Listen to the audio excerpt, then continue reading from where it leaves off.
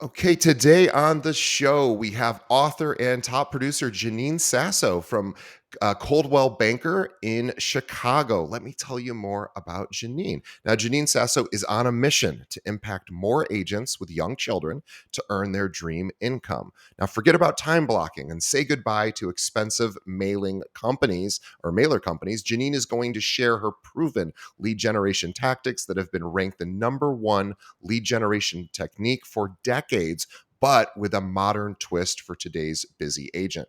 Janine was tired of choosing between a career of being a mom and discovered how geographic farming has allowed her to scale her success quickly, mainly with mailer marketing and community events. And before you go, I don't want to do mailers. I am telling you, you want to do mailers. Stay with us. We will convince you in this conversation why that's important.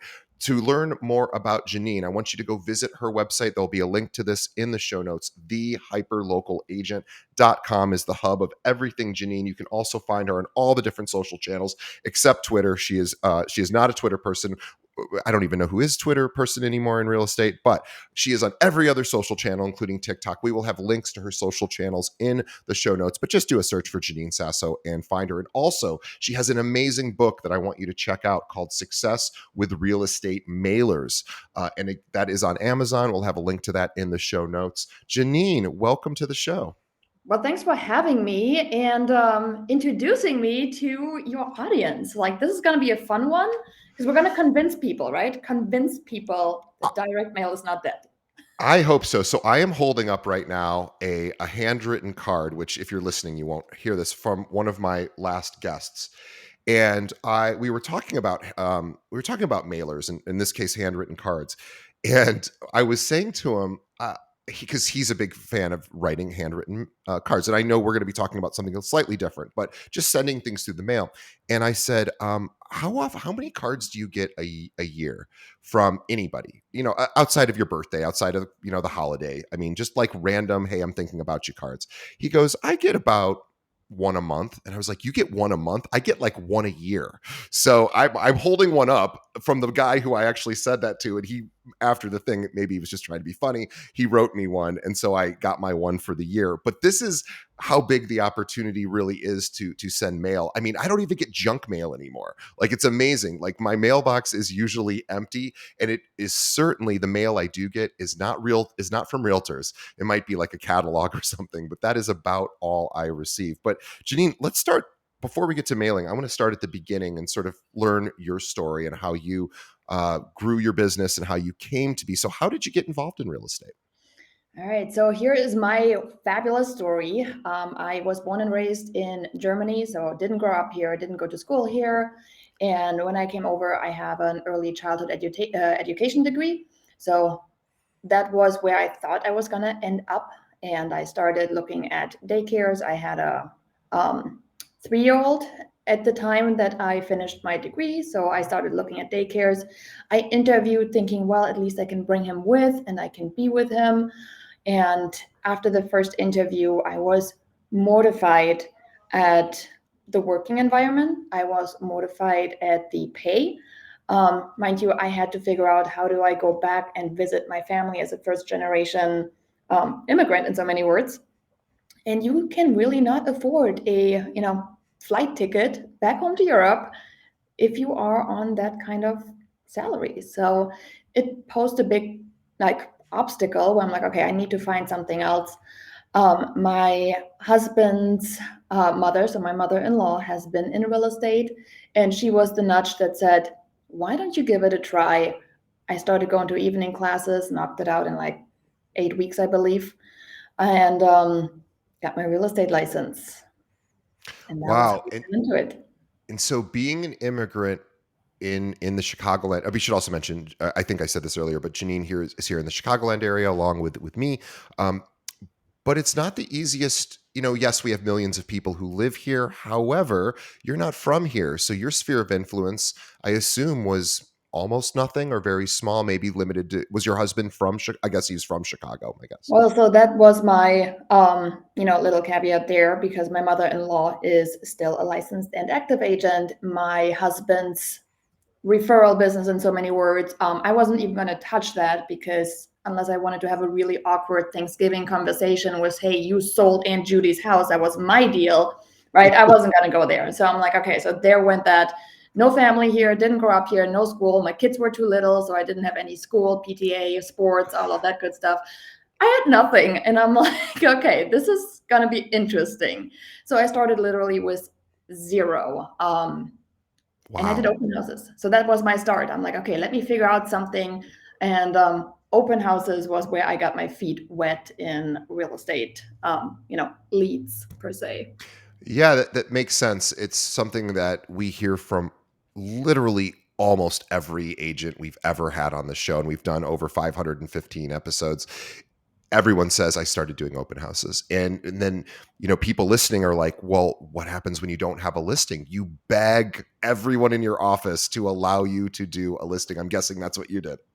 That's what I did in addition to rental leads. So our MLS does allow rentals. And because of that, I'm like, every rental lead, I was like, me, right? I mean, my email folder, because it wasn't full with transaction, it was full with, hey, I have another rental lead for you, right?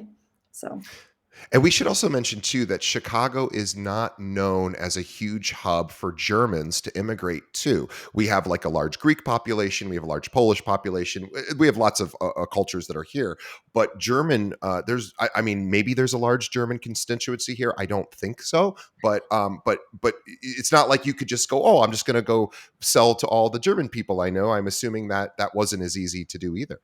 no, that wasn't on the table either. And we blend extremely well. So most often people need to listen to me for like a little while before they catch on to an accent. So, it's one of those things where we blend in. I'm like, you Yeah, can't even yeah, tell. I mean, and I get Polish a lot. People are like, oh, are you Polish? And I'm like, no, yeah. sorry.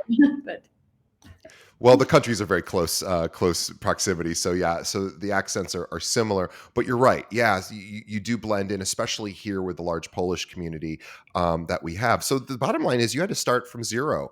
And tell us, how did you? So open houses were a key. Um, Tell us more. Like, how did you really move forward?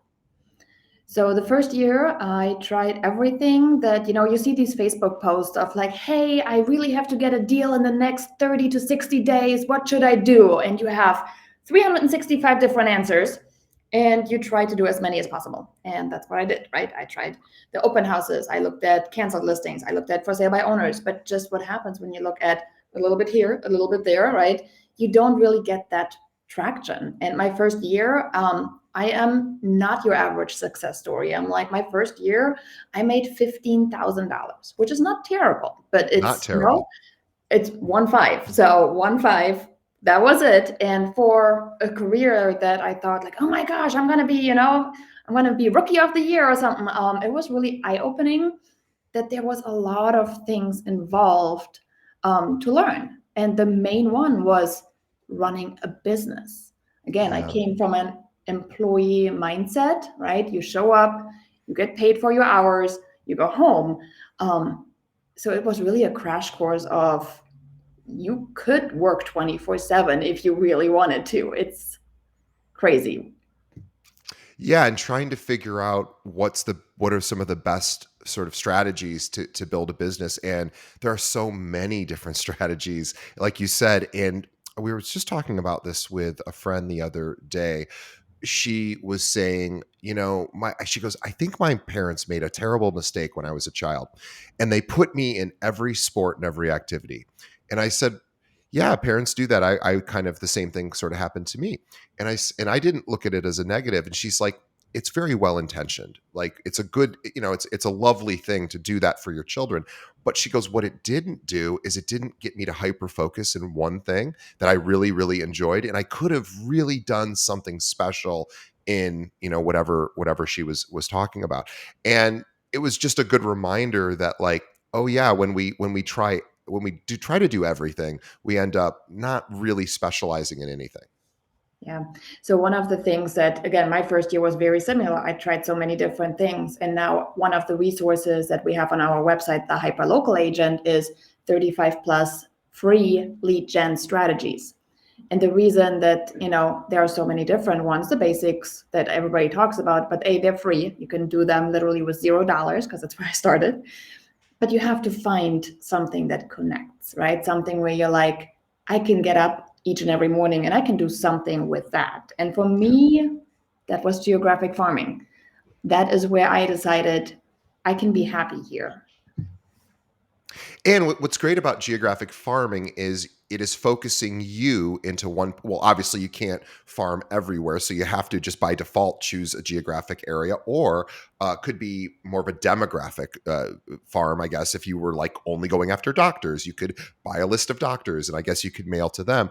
But geographic farming seems like it makes the most sense because, of course, it allows you to then really hone your skills on the inventory and the needs of that community, right? You're going to learn over time where the best starter homes are for families moving maybe out of the city into the suburbs, where the best school districts are.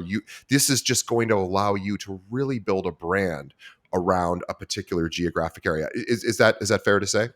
Right. So once I started to get hyper focused on that being my, preferred way to get in front of buyers as well as seller leads, everything just became easier because it wasn't like I was like flailing around before trying all the things.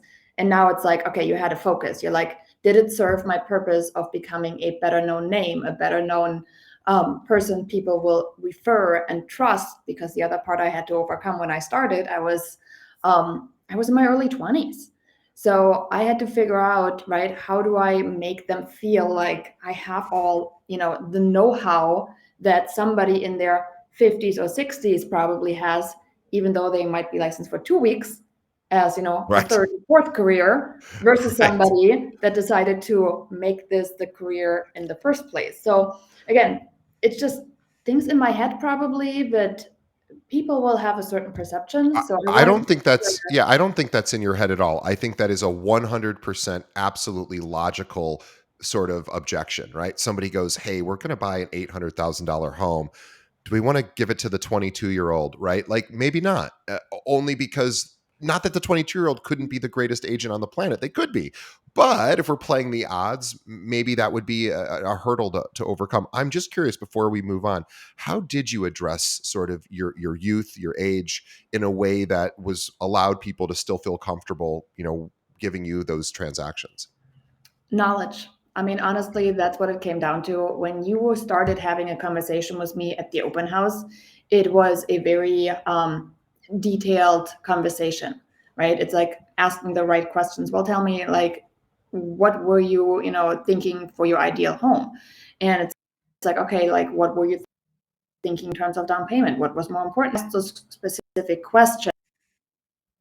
And then you start also demonstrating. All of a sudden, they were like, wow, I didn't even think about that. That was interesting. Yeah, Did I that just freeze that that too? makes sense. I'm curious too. You were I think your net was going out a little bit, but you came through just fine. Your video was frozen, which is no big deal. I have a question though for any of our audience that hasn't yet chosen to geographically farm. How or maybe here's maybe a different question. Let's say we picked you up and dropped you into a city where you didn't know anybody, which is basically what happened to you in the Chicagoland area. But let's say we did it today and we moved you to another area, knowing everything you know now, different city, you know nobody, and you now have to choose a new farm. What would you look for in picking a geographic farm? How would you make that determination of where? Okay. So my first farm, the one that, I still farm to this date, I lived in. So being close to home was, one of the first things. If I get dropped in the middle of a new place, I hope I'm going to have a house over my roof or, a roof over my head. And I would probably start there, right? Just because it's close to home. And one of the reasons that I did decide to farm was I didn't want to drive 30 minutes to a listing appointment. Yeah, I didn't want to sure. drive an hour for a showing, right? I'm like, call me crazy, but I'm like, my time is not really well spent getting to and from appointments. One of the reasons being I have to hire a babysitter to kind of make sure my kids don't have to tag along, right? And I have this rule. I'm like, kids do not belong on listing appointments. They have come to open houses. They have come to buyer appointments. They have come to, office events. They're pretty much there half the time, all the time, but not listing appointments and not brand new clients. Like that's my rule. Sure. Of course. But Um, I want to make a quick point too, because also choosing an area that hope that you live in is also beneficial because you get to say to everybody, by the way, I live down the street, or I live just, a few blocks over. This is my area. This is where I live. This is what I know. There's something powerful in that versus, oh, where do you live? Oh, I live in the city 30 minutes away, or I live, in another suburb. Which again, all of that is fine. Maybe not everyone lives in an area that they want to geographically farm, but if you do, boy, that's a powerful thing to say to somebody. It's like, oh, by the way, this is where I choose to be here, and this is why I want to work with 8 people in this area. Yeah. So one of the biggest things on that one is my home value is directly tied to the listings that I get, right? If I give away the listings in so many words, it's not going to do my own house any good. Now, if I want to fight for the best, possible price that they can get, it'll benefit my own home as well, right? Oh, So that is a that very, is hold on a second. Well, we're going to stop. We're going to pause that. That is okay. brilliant. You just said something really, really, really smart. And it's kind of a cute thing too to say. It sort of almost has a little bit of a humor to it, but boy, that is, I just don't, I want to slow that one down just a little bit because that is something nobody has ever said on the show. So Janine just basically said she also gets to say, if it comes up, she can say, hey, by the way, by me getting you the very best price on your home, Mr. or Mrs. Seller, that's actually going to help everyone in the community, including me, because I'm in your community. So I am incentivized, not just for my commission, but at some point, am going to leave and I want to sell my home and I want to make as much money as possible too. Obviously, she's not going to say it quite like that, but you get the point. That's a very, very good point. Love that. It doesn't, I mean, you will not find a harder working agent for that reason alone inside your hyperlocal area. Now, if you live there, now you might say, okay, well, I don't live there and I don't, I can't use that one. That's true. However, if those are your stomping grounds, you then have to face the next seller that you sit down with and say, well, what did you do over at Mary's house because you gave it away, right? You will not do that. You will say, I fought the best I could for Mary's house, so I can sit here today with you. And I feel really confident to tell you I did a super amazing job over there. And I'll do the same here because for me, it's my reputation. And for Right. that part, right, it's an easy one. And how big is your farm? Meaning, is it a certain number of households? Is it just a particular area? Like, how do you think about that? Okay, I'll take you back through my farming journey because when I tell you my number right now, it is over 5,600 homes. So Mhm. that's a lot. That's not where I started. I started out with 100 printed flyers, and 100 printed flyers, I decided to invite them to a neighborhood garage sale. Out of that 100 flyers, after 2 years, I finally decided there has to be a better way. And I graduated into my first mailing route. So I use a service called Every Door Direct Mail through the United States Postal Service when I started. And that's where I graduated to my first route, I want to say in 2017. It was 400 houses. I felt so proud of me that I can, like, you just push a button and there's like postcards going out, right? And I was literally heading to the playground and the mailman working his 9 to 5 would deliver it. So I could still be at the park and I could still do the mom things that I do. Sure. And things were happening. Like I had leads coming into, my email inbox as I was pushing them on the swing. So I'm like, I need to do more of that. So one route led to a second one, a second to a third to a fourth. I believe I'm at 12 or more at this point. Wow. So it goes quick. Yeah. So when you first were doing the flyers, were you hand delivering them? Were you putting them on people's doorsteps? That kind of thing? Yeah, so I'm not a door knocker, so I will, try my best not to encounter people. I'm an introvert by nature, so just striking up a conversation with strangers might be also partially a cultural thing. Everybody here is into the small talk about the weather, especially in Chicago, and having somebody in the elevator tell me, "Hey, yeah, nice weather today, right?" I was just like, what's happening, right? You get used to those little cultural quirks, and now I talk about the weather just like anybody else in Chicago, but it's one of those things where I just made flyers. I put them in door hanger bags. I took my kid, put my kid in the stroller, and I just hung it on their Walk the door, neighborhood. right? Yeah. And took a walk. Like that's what I did.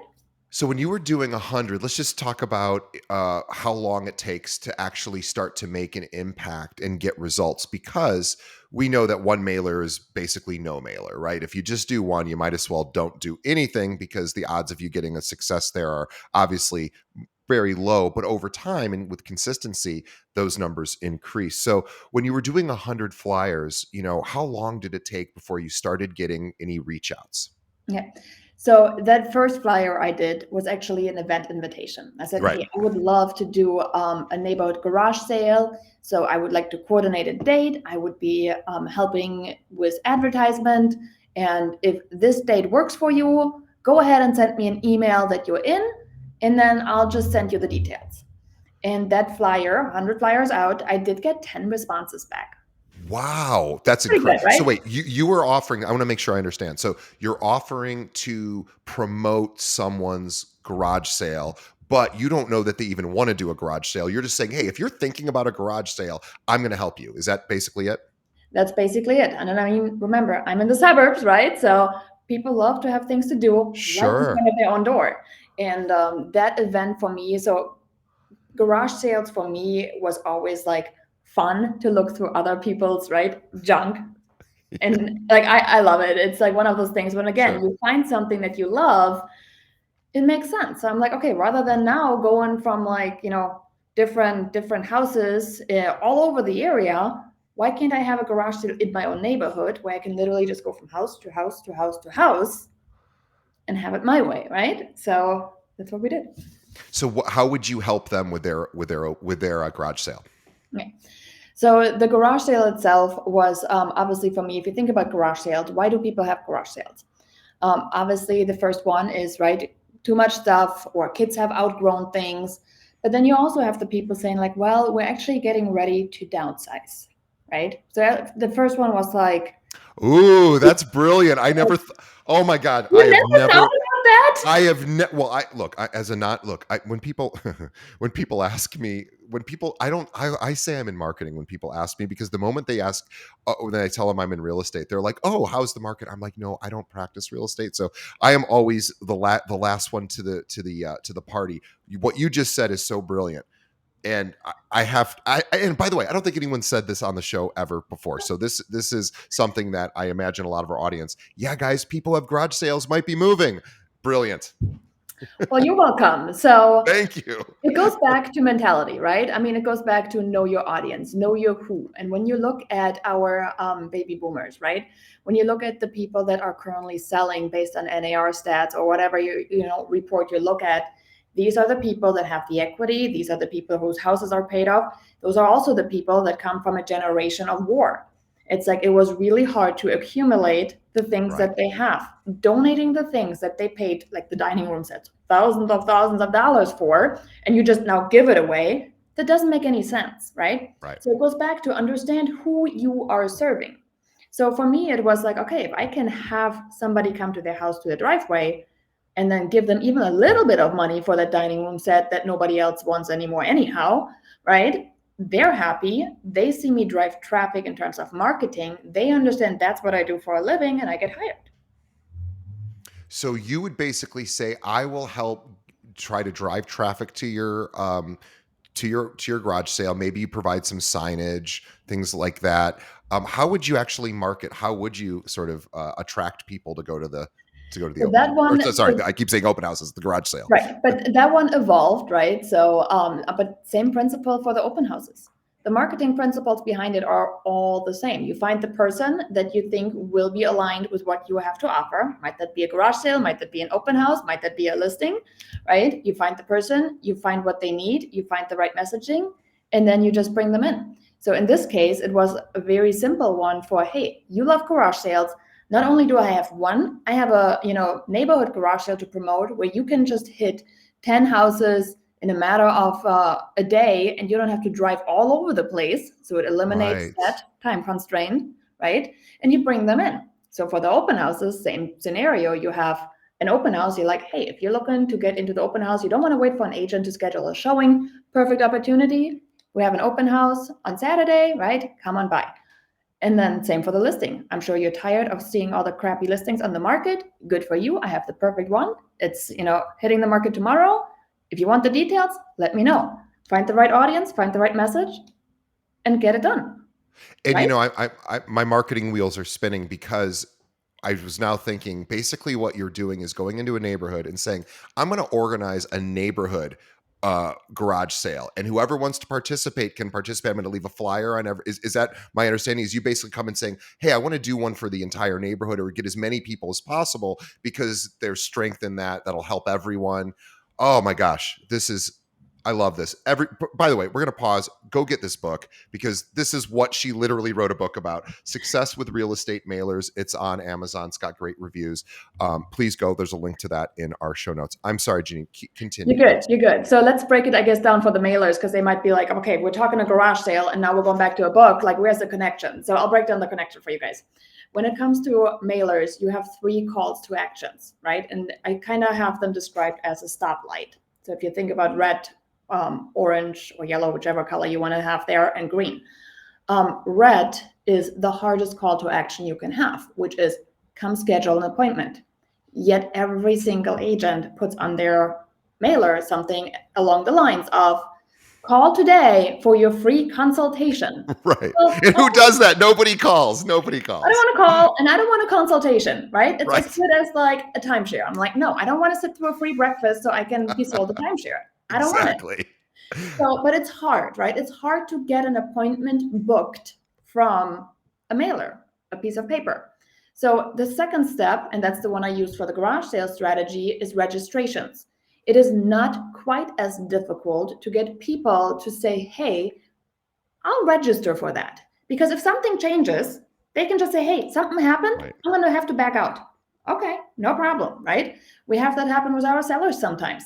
We're like, Sure. we schedule a listing appointment and then we get a message of like, hey, I forgot about this appointment. Or hey, can we, again, that's okay. They registered and now I can continue on with my follow up, right?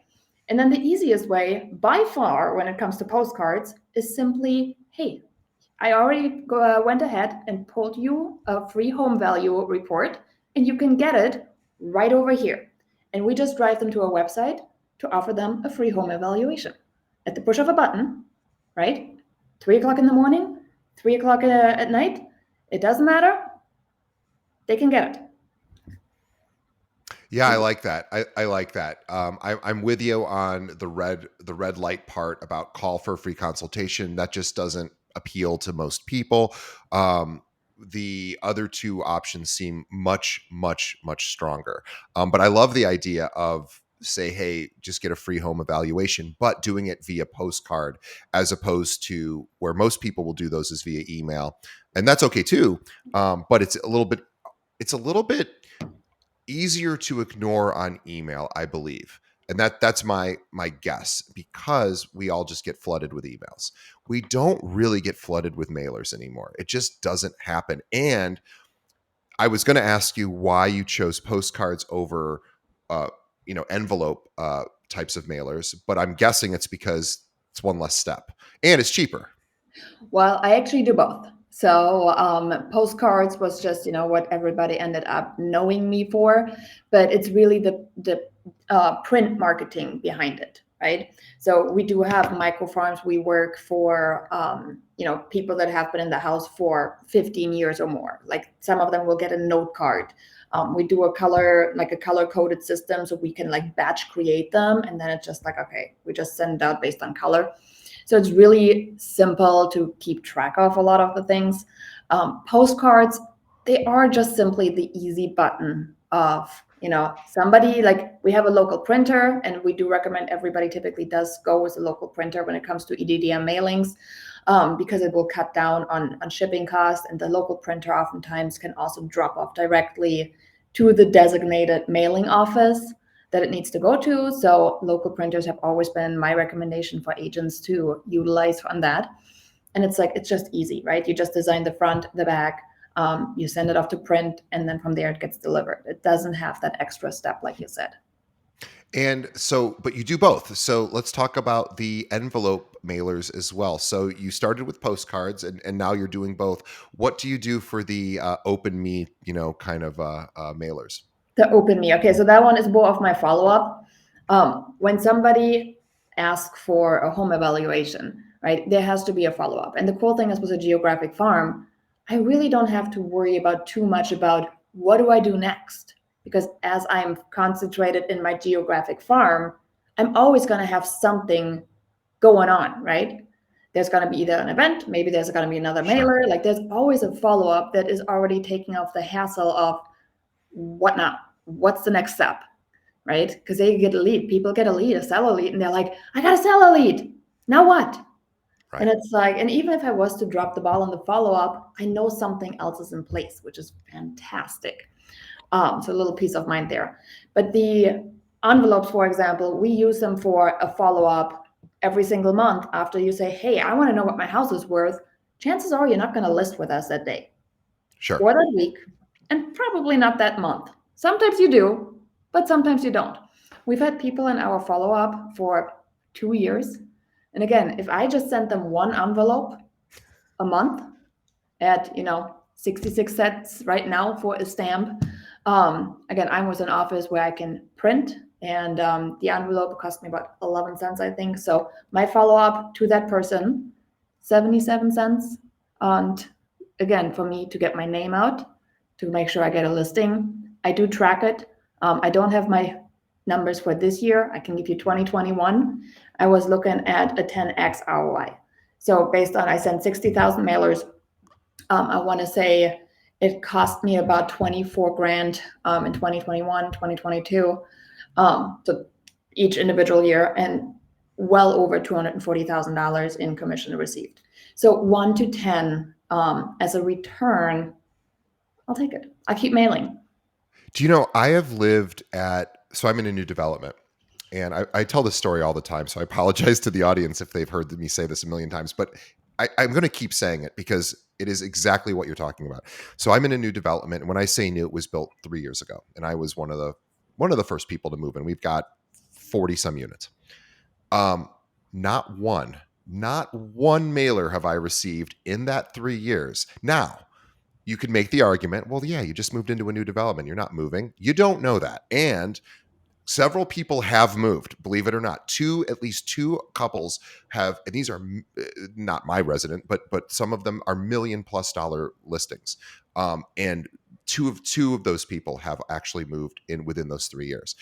And there's 46,000 realtors in the Chicagoland area. Not one of them has sent me a mailer. It's crazy.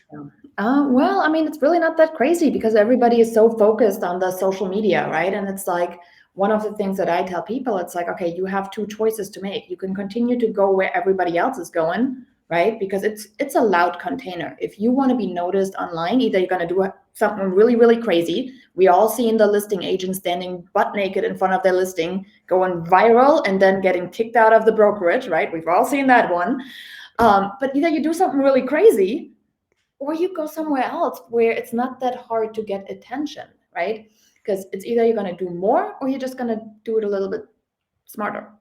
So Yeah, and what's funny is, 30 years ago, mailers, what was everybody was doing, and they've moved away from it to go into social because technology has pushed us all in that direction. Yet, you're right. That is you have to scream pretty loud in social to make any sort of impact, or you're going to be just creating content constantly, just constant content. And boy, that can be, I mean, for a working mom, that's difficult. So yeah, you're a single person in your 20s. Yeah, you can make content all day. You can probably do that.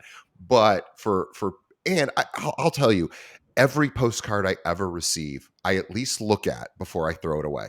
I don't always open every envelope, especially if I know it's junk mail. Like, oh, this is my credit card company pretending that it's not my credit card company. One of those things where it's like urgent open, and you're like, I know this is this is not an urgent open situation. So I toss it. I don't open everything, but I look at everything that's a postcard. So that's also a really, really great point, and it's also the most inexpensive way for people that are thinking, oh, mailers are expensive. Well, are they? I mean, if you're getting a 10x return, I'd like to get a 10x return on any investment I ever make. So, I mean, that's an incredible return. So, yes, this is awesome. So, tell us. Let's get to the specifics. How often are you mailing? You talked about the follow-ups at least once a month. Is there more to it, or is it the same message every month? By the way. No, I mean, the message itself depends on what's going on too, right? I mean, especially like COVID is an prime example. There was a lot going on during that time frame. Our messaging is really, depending on what is happening, like the interest rate being what the interest rate are, right? I mean, that becomes a message.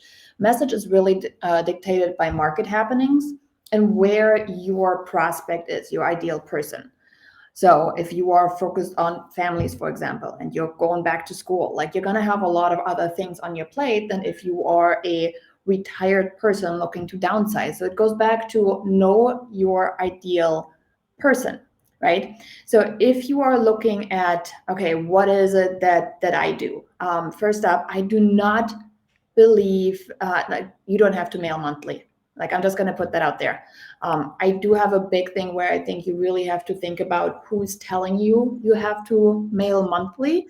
The And people who have the mailing stores tell you that. exactly. These people will sell you on a 12 months contract because Of then they don't have course. to worry about getting another customer for the next 12 months because they just have Right. one. It's like you have to mail at least 12 months in order to see a return. Now, I'll give you the story for my brand new farm. So, I recently expanded into a brand new area. I walked out of it with a listing within the first 30 days. Now, do I have to mail monthly? No. So I personally mail about roughly 8 times a year. Okay. So with the Chicago market, we do have a little bit of seasons going on. So I have more activity, more signs on the ground in the summer. So you will typically see me mail more towards like the later part of the year over the winter when nobody wants to set foot outside into the spring market. Because it's not my decision to say, real estate sells year round.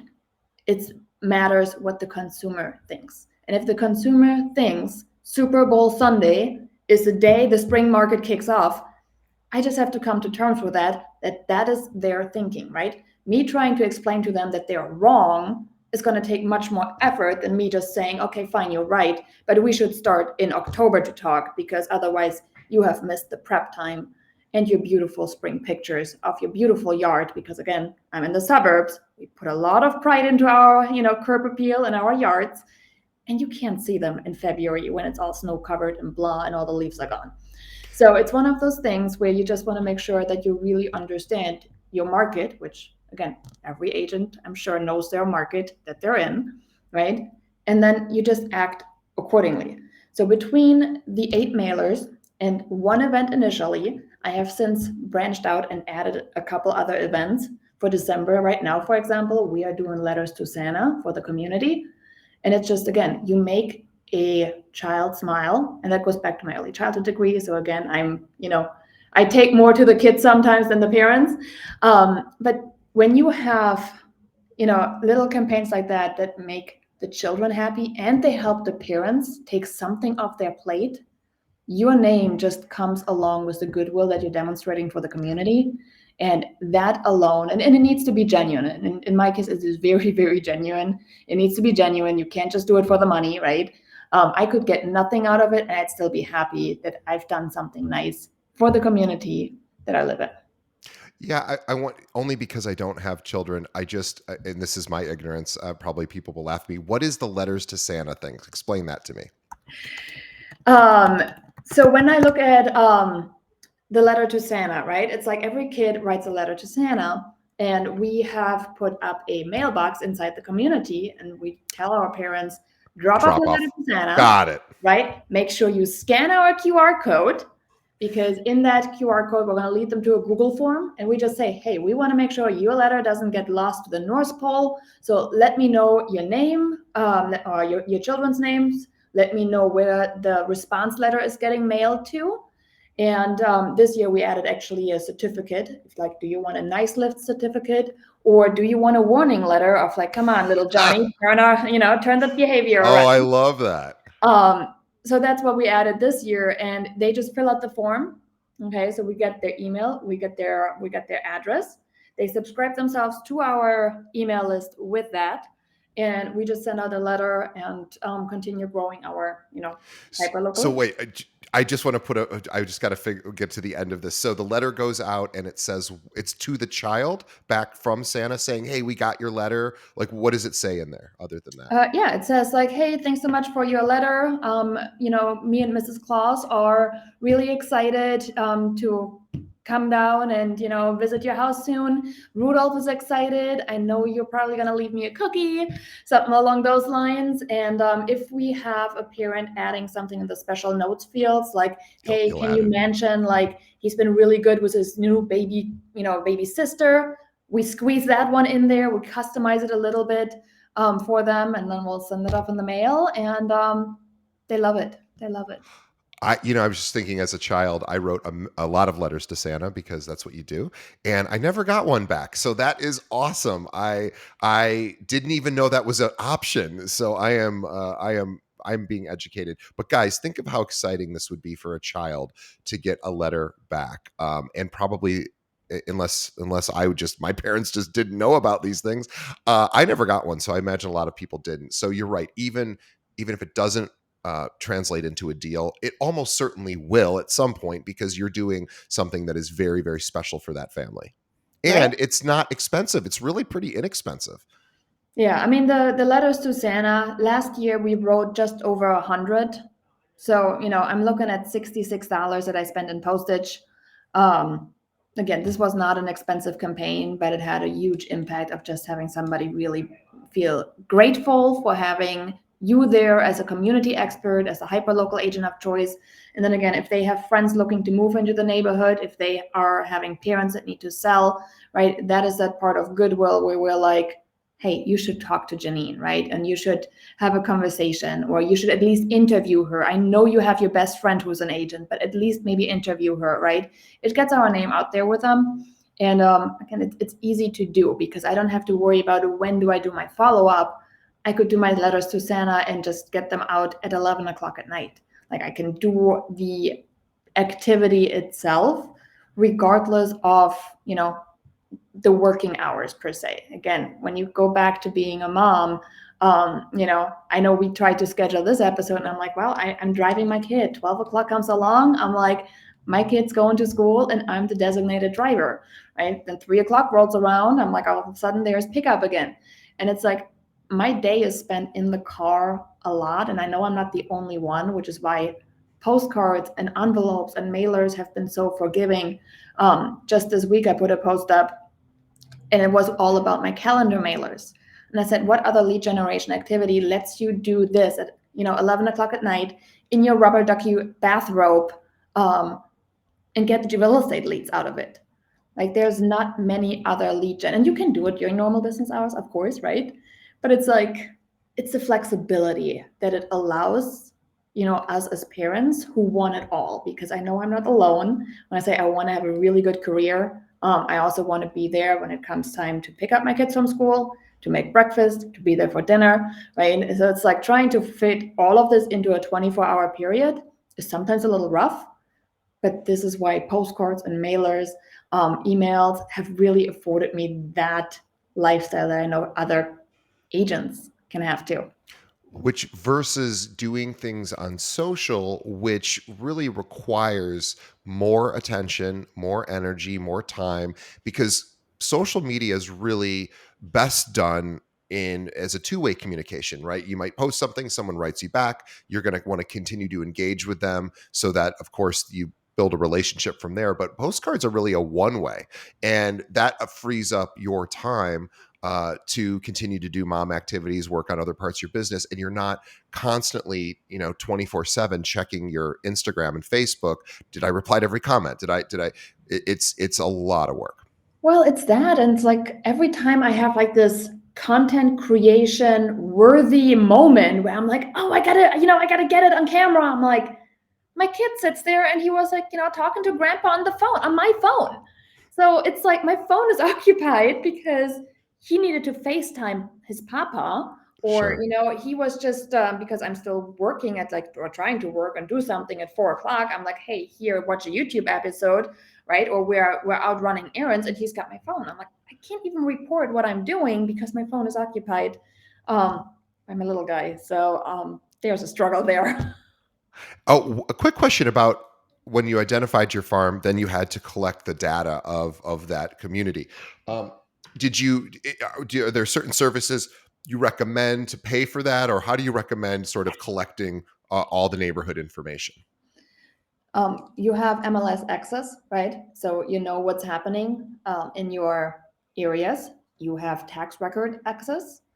So for those listeners that do not have anything like that, obviously there is the title companies. There's really no need to pay for a service giving you data. Um, and I'll give you the example for my email list. I do not purchase an email list for my neighborhood. I compare it to when we as real estate agents get messages, "Hey, I have a new healthcare quote for you. Do you want it?" I am very annoyed with it. If I Me too. personally do not like it, why would I want to do that to somebody else? And I don't care if it's an SMS, if it's an email. If I do not seek out the information from you and you just decide to buy a list from somebody and then start spamming me, you're going to put a certain taste in my mouth that I personally don't like. It is a little bit more effort to collect the emails on your own through open houses, through the letter to Santa campaign, but your open rates will be better. Your click rates will be better. And with that, again, it's not about, those vanity metrics of I have 3,000 people on my list. It's like you could have 300 people on your list and be extremely profitable, more so profitable if these people actually want to hear from you. So it goes back to vanity metrics on social media. It's the same for geographic farming, right? Don't get swooped up on those. So you wouldn't purchase a list of a geographic farm and just start mailing out. You o- Well, so purchase a list of emails and phone numbers. Okay, so I know you don't do that. So you're only directly digitally marketing to people that you've had some sort of connection with. Correct. You've met them. Now for mailers, you would buy a list of that area. So for mailers, the EDDM is a service available through the United States Postal Service, right? So that part is readily available. There's no need to, have any secret connection. It just you can do it as an individual agent. And that part alone has helped me.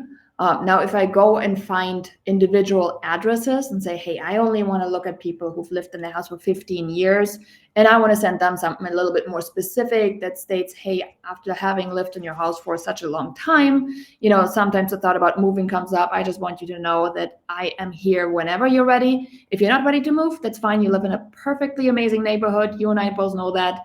Wishing you a Merry Christmas, Happy Holidays, whatever it is. But if I look at like these types of marketing campaigns, we have tax record access or title company, depending on, where you're listening from. We really don't need to pay anybody anything to get that data. And then it's just a matter of Yeah, that's a sweat very equity, right? And sweat equity. Which one do you want to put in? Do you want to pay a service to get it done? Or do you want to stuff the envelope themselves and put in sweat equity? So, Yeah, it's a good question, and you just brought up a really strong point for anyone listening who's like, "How do I get access to this kind of information?" Reach out to lenders, reach out to title companies, attorneys. Um, Between those three resources, somebody will be able to get you the data that you want. And title companies, attorneys, um, and lenders all want your business, so they want you to be successful. So yes, leverage your relationships with the other professionals. absolutely. So, I mean, obviously, then there are other ways. And right now, we're exploring a CRM that will have an integrated postcard, service with it. And I tried it. So far, loving everything about it. So, I'm in the middle of getting all of this built out. It is really, really powerful when you are starting to have QR codes and then you add those to your mailing pieces. And I was sharing that in one of my groups yesterday. I sent out a mailing to 75 homes roughly. And I had a QR code on there that was trackable per house, per address. So far, I got 2 scans back, and it states the name of the person, it states the address of the person, the campaign it came from. So these are now leads that I can follow up on based on a QR code scan, right? So super powerful. Direct mail has evolved so much. And it's not just paper anymore. It is smart paper. And people need to see where the gaps are for the attention and then go after that one. Don't go down the mainstream of AI, right? I mean, yes, I use AI to a certain degree in my business. It is not to create 365 pieces of content for the week, right? This is what everybody's trying to do. More and more and more. Don't go Right. where everybody is going. Go the other way. Yeah, and go where people will have enough attention to see your message. Social media, you're fighting a lot of different people for that attention. Mail, you're not fighting that many people. And you're fighting a couple of catalog companies and a few credit card companies. That's about it. I mean, I don't even think my bank sent, and I don't even think my bank sends me statements. They haven't for years, in the mail. So I literally get almost no mail. So I get excited when I get a postcard. Or gosh, a handwritten note, I'd probably fall over. I get just a couple of those a year too. That's another amazing thing. Now that's a lot of work. It's a lot of work to do it, but boy, you want really great return. But if you're getting a 10x on doing it through an automated system, that's a pretty strong. That now, for people that you don't yet know that you're sending stuff out to, you haven't yet met them, how are, because I know the people that you have that are in your lead list are getting about 8 mailers a year. What about the people who haven't yet raised their hand, but you've put them into your mailing Okay. group? Actually, it's the reverse way. So people that I have not, people in my farm, all of them, about 8 mailings a year. People that have raised their hand, they do go on a monthly. Got it. So they get more. Yeah. Got it. They get a little bit of I love it. attention. So, they raised their hand, they took the next step. So now it's up to me to take my next step. And that again builds that relationship, right? They are watching from the sideline. They might have seen my sign. They might just watch and see, is she actually able to do it? Is she actually going to sell it? And it's like, oh, there's a sold writer. She did it. You know what? The sign came down. You know what? It's time for her to come over to my house and have a conversation. People need to form trust. Absolutely. And now with QR codes, like you were saying on the mailers, everything can be tracked. You might think, well, we don't really know what the return or the return on investment necessarily. It's kind of hard. How many people even, check this out? Well, now with QR codes, everything's Yeah. trackable. So Just that's to say, so yeah. I know we're gonna have a recording on there, so I guess sometimes the video people get a little bit of an extra one. So this one here is just, I'm holding up a screenshot right now showing what the QR code messages look like. So if you have that video, you can see it. It Yeah. says the name, just like I described it. It has the name, it has the address in itself. You get real time It's notified. real-time notification, and the interesting part is these people did not complete our opt-in form.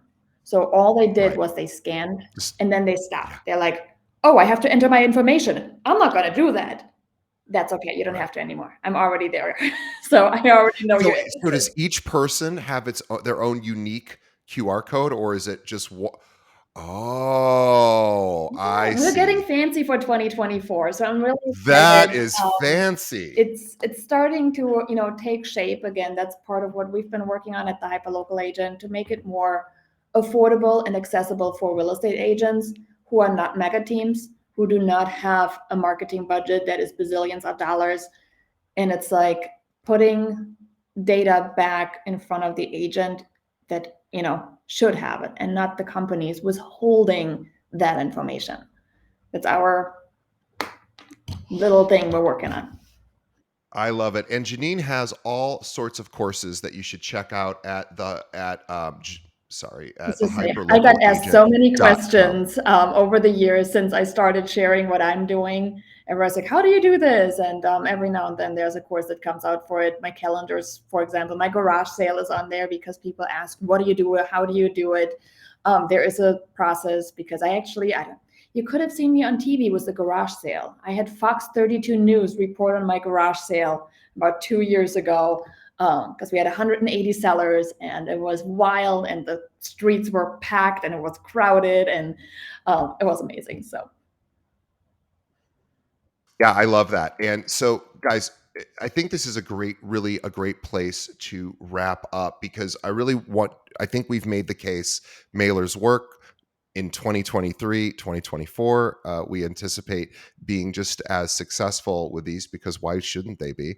And no one's doing it. So let's start doing it. And it's not as expensive as it sounds. And yeah, you may need to give it a couple of years. You may need to think, hey, I'm going to be doing this for a couple of years. And you know Yay, what? faster, Well, Janine faster. says no. Janine says no. Janine says it's you're gonna get results faster than that. But I am telling you, even if you just keep doing it, you will get absolutely results, because you're gonna follow Janine's method. And you're gonna do that because you're gonna pick up her book, which is Success with Real Estate Mailers, on Amazon, or you're gonna also check out all the different courses. She has some really cool ones, like, what if I want to do a fun comic book style mailer? She has a course on that. Like, that's cool, right? That's fun. She has a bunch of free stuff as well for different lead gen ideas, how to do garage sales, how to do all sorts of geographic farming, quarterly newsletters, green screen course, how to actually use green screens for video stuff. And anyway, she's got really really cool stuff. She has even Monopoly style mailers. You can have really a lot of fun. So she's got a lot of it's for free, and some of it costs money, but it's all worth your time and your resources. So if you go to the hyperlocalagent.com, you'll see all of her different courses. And again, the book is Success with Real Estate Mailers, which is available anywhere books are sold. It's certainly online as well. And Amazon will have a link to that. Now, and I also want to say, for anyone listening who is like, this sounds pretty cool, but maybe I could partner with Janine, and maybe I'm a local Chicago agent and I kind of want to do what Janine's doing, and maybe I'd be a good fit for her team. So if you are somebody that wants to geographically farm and maybe want to partner with Janine in any way that makes sense, you can reach out to her. Also, if you're an agent who has, maybe you don't live in Chicago, of course, most of our listeners don't, and you want a good agent to refer business to, if any of their clients are moving to the suburban area, Janine would love the opportunity to develop a referral relationship with you. And of course, she has people, here in Chicago, guys, as people get older, they go south. A lot of them leave and they go to Florida and Arizona and Texas and lots of places where it's a lot warmer. So she has referrals that she needs to start sending out as well. So wouldn't be the worst idea to reach out to her and maybe put her on your mailing list and start mailing her. I mean, honestly, it's not the worst idea. It is not. Really, like, because Janine's going to get, honestly, about 50 people who reach out to her after this, after we publish this episode. So stand apart. But whether or not you reach out to Janine and partner with her, or just read her book or go to one of her courses, she's the real deal. I think she's proven that in this conversation. She's super no nonsense. Here's exactly what to do, and it works. In fact, Janine, I want to invest with you, and I want to give you all my money because I want a 10x return. So I may just deposit money into your bank account, and you could do the heavy lifting. I'll I'm teach you teasing. how to, because you are in charge of your business, right? This is the cool Oh, thing. darn it. I got to do it You myself. can hire Darn an it. assistant and you can train the assistant. It'll be the best asset in your business, promise. And you're absolutely right. With a 10x return, you can hire an assistant. You can have somebody basically stuffing envelopes, doing some of the heavy lifting, or just designing it or whatever. When you're getting that kind of return, it really frees up even more of your time, because you can then And it delegate. So, scales. That's the biggest part. You don't have to and do more scale. of Yeah. it. You can just increase the quantity, increase the money, and it scales beyond anything else. You don't have to hire additional ISAs. You don't have to do anything else other than scale up, which is really Janine, I want to ask you one last question, because I recruit realtors for my company. And this is just such great timing, because we have planned our 2024. How are we going to recruit agents? And yes, of course, we're going to email everyone. You have to, of course, we're going to be sending a monthly email with a cute little whatever. But our main focus is not email, and it's not social media. It is mailers. Yes. Funny enough. Now, I want to ask, here's my question to you. How many recruiting emails do you get from other brokerages? Because look, the reason I'm telling this, and I want everyone to stay tuned while while Janine's answering, because everyone's, right now people are exploring other brokerages, or they're thinking of creating a team, or they already have a team and they want to grow their team. So recruiting is going on outside of people like me who recruit for a brokerage. You might just be wanting to start a team or build your team even further. So you probably get a lot of recruiting emails, I'm guessing. So the recruiting is one of those things where, I like to look and see how I feel after I got a recruiting. I'm not a feely person, but it's interesting because we will feel first before our brain kicks in and analyzes it, right? Yeah.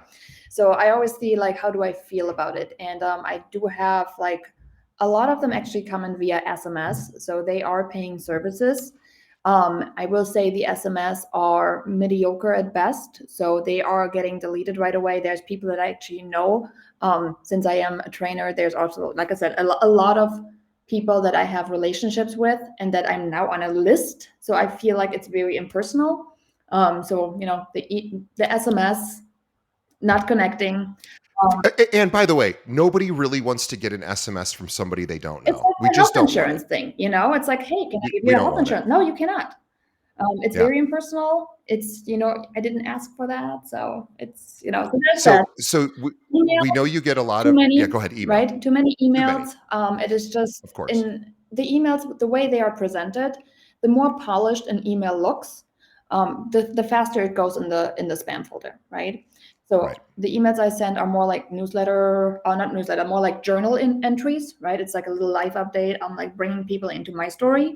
So they're different, which is also why my open rate on my emails is typically about 50 to 60%. And it's one Wow. of those things where you really just think things through. Like, how do you feel about it? What do you want the person to feel? Right. And when you look at recruiting from a piece of mail, it's going to stick around longer. Make sure you have a really good call to action, not just sign up with my brokerage today. Right. Yeah, because no one does that either.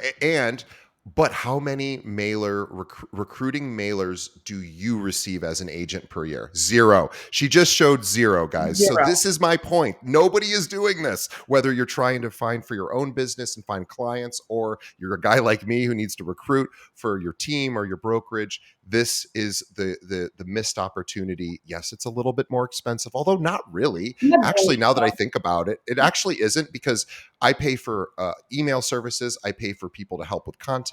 All of this costs money. It's really probably not that much different from mailing. It's not. And your attention Uh, is going to be much more focused on it.